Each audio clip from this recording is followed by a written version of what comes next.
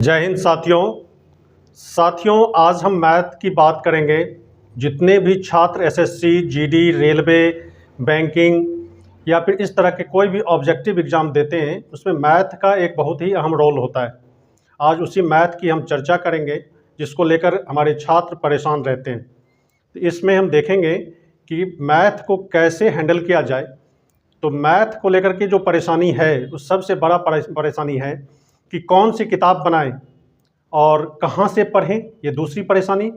और तीसरी परेशानी कि पढ़ता तो हूँ, ट्रिक भी सीखता हूँ और ट्रिक भूल जाते हैं, कैसे करें हम। यही सब बातों पर हम बात करेंगे और देखेंगे कि मैथ को कैसे हम करें कि ये आसान बन जाएगा। तो सबसे पहली बात याद रखनी है कि मैथ को पढ़ने के लिए सबसे पहले कि कंसेप्ट आपका क्लियर होना चाहिए। यदि आपका कंसेप्ट क्लियर है तो मैथ आपको आसानी से समझ में आएगा और ट्रिक भी आप अप्लाई कर सकते हैं। तो इसके लिए सबसे ज़रूरी ये है कि आपको एक बार, कम से कम एक बार आपको एक स्टैंडर्ड बुक बनानी पड़ेगी। एक कोई भी स्टैंडर्ड बुक का चयन कीजिए। मार्केट में ढेर सारी किताबें हैं। शुरू में ये पता नहीं चलता कि कौन सी किताबें अच्छी है, कौन सी नहीं अच्छी है, किस में क्वेश्चन का लेवल कैसा है, ये आपको पता नहीं चलता है।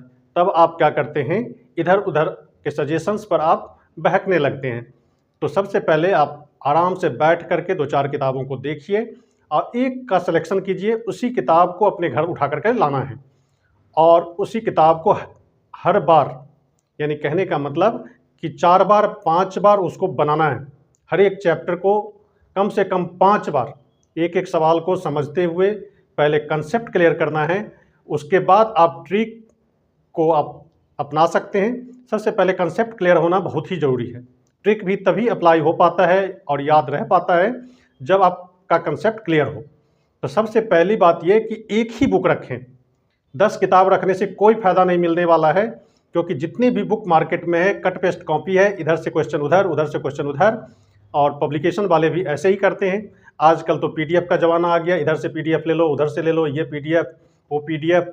उस सब में आपको नहीं पढ़ना है। यदि आप उस सब में हैं तो निश्चित रूप से आपका सिलेक्शन नहीं होना है। आप सबसे पहला काम ये करें कि आप एक स्टैंडर्ड बुक का चयन करें और उसको 5 बार कम से कम हर एक चैप्टर को दिल से बनाना है और रिवीजन भी करते रहना है।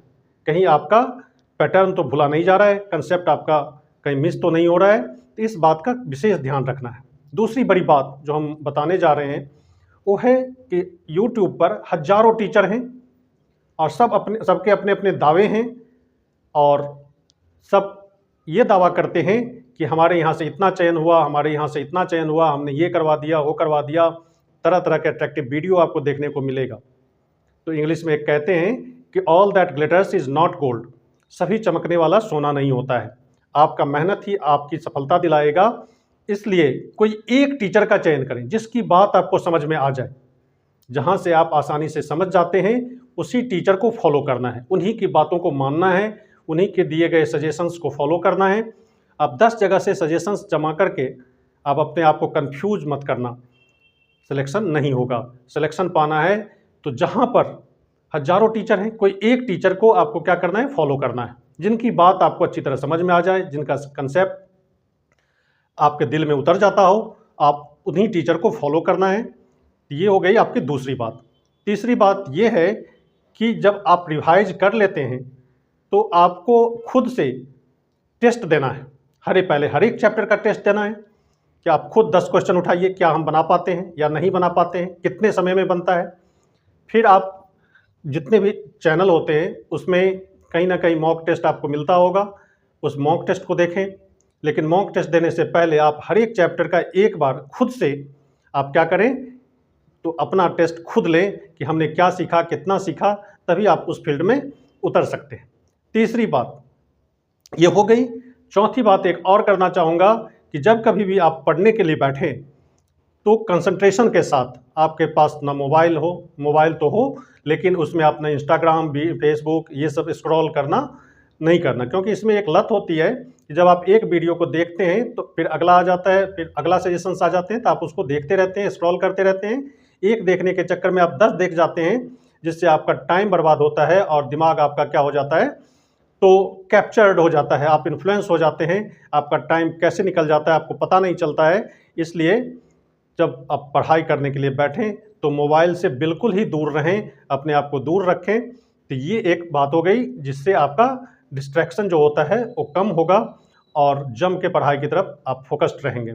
ये चौथी बात। पांचवी बात कि ईमानदारी होनी चाहिए। जब कभी भी आप पढ़ने के लिए बैठें तो आप में वो तन्मयता होनी चाहिए, आप में वो लगनशीलता होनी चाहिए कि हमने जो पढ़ रहे हैं और दिल से पढ़ रहे हैं और जितना भी पढ़ रहे हैं वो आपके लिए ज़रूरी है, आपके काम का है, उतना ही पढ़ें। तो इन सब बातों को यदि आप ध्यान में रख करके मैथ या कोई भी सब्जेक्ट आप पढ़ते हैं तो निश्चित रूप से आपका क्या होगा, सिलेक्शन की दिशा में आपका कदम बढ़ता चला जाएगा।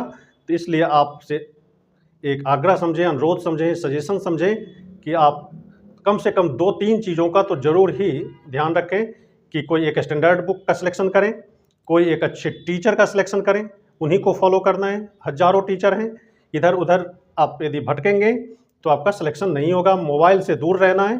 तो आज इसी विषय पर हमने बात की। हम धीरे धीरे क्वेश्चन मैथ के भी आपको करवाते जाएंगे। उस वीडियो को देखना और समझ में आती हो तो ज़रूर मुझे फॉलो करना, अदरवाइज़ मेरी बात नहीं समझ में आती हो तो जहाँ से आपको बात समझ में आती हो आप वहाँ से पढ़ सकते हैं और अपना सफलता को सुनिश्चित कर सकते हैं। आज बस इतना ही। अगले वीडियो में हम कुछ और बातें करेंगे। धन्यवाद।